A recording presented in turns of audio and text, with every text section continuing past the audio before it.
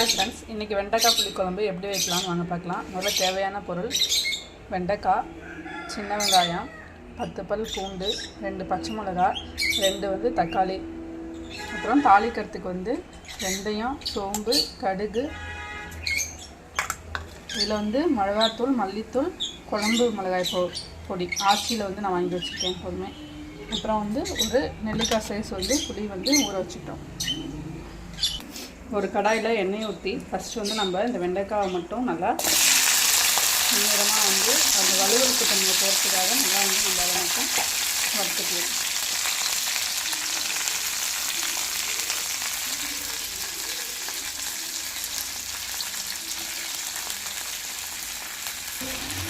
இதில் வணக்கும் போது நீங்கள் கொஞ்சம் வெண்டைக்காய்க்கு தேவையான உப்பை சேர்த்து வதக்கிக்கணும்.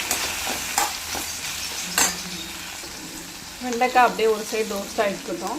இன்னொரு சைடு ஒரு கடாயை வச்சு அந்த கடாயில் நம்ம தாளிக்கிறதுக்கு ஃபஸ்ட்டு நல்லா எண்ணெய் காஞ்சோன்னா கடுகு,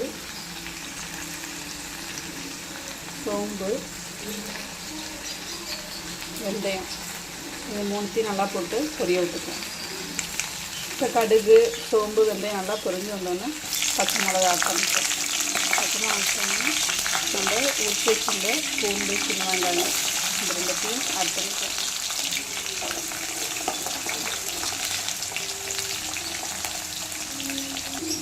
நம்ம எடுத்து வச்சுருந்த 2 தக்காளியை நல்லா இந்த மாதிரி மேஷ் பண்ணிக்கோங்க. ஏன்னா தக்காளி வதங்கிறதுக்கு ரொம்ப நேரம் ஆகும். வெங்காயம் நல்லா கோல்டன் ஆனதுக்கப்புறம், கோல்டன் கலரில் நல்லா வந்ததுக்கப்புறம் அதில் நம்ம அரைச்சி வச்சுருந்த தக்காளி அங்கே ஊற்றணும்.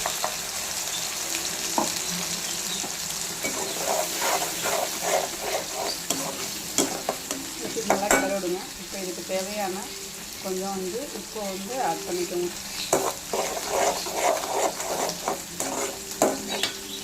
நல்லா அந்த ராஸ்மல் போனதுக்கப்புறம் நம்ம எடுத்து வச்சுருக்க தனியா பவுடர், மிளகா பவுடர், தென் குழம்பு மசாலா தூள் இது எல்லாத்தையுமே ஆட் பண்ணிக்கிறோம். நீங்கள் எந்த ஸ்பூனால் எடுக்கிறீங்களோ அது 2 ஸ்பூன் மிளகாத்தூள், அதே 2 ஸ்பூன் மல்லித்தூள், அதில் 1 ஸ்பூன் மிளகாத்தூள் போட்டால் போதும்.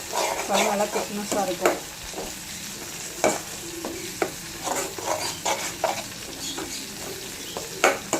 நல்லா இதை நம்ம வதக்கணும். பச்சை வாசம் போகிற வரைக்கும் வதக்கணும். நல்லா இந்த மாதிரி கொஞ்சம் எண்ணெய் பிரிஞ்சு வரும்போது நம்ம ஏற்கனவே புளி தண்ணி ஊற்றிட்டு உங்களுக்கு தேவையான அளவு தண்ணி ஊற்றிக்கோங்க. தண்ணி ஊற்றிட்டு நல்லா இந்த மாதிரி கொதிக்க விடுங்க. நல்லா கொதித்து எண்ணெய் பிரிஞ்சு வரும்போது நம்மளோட வெண்டைக்காய் புளிக்குழம்பு ரெடி ஆயிடும். Thank you friends.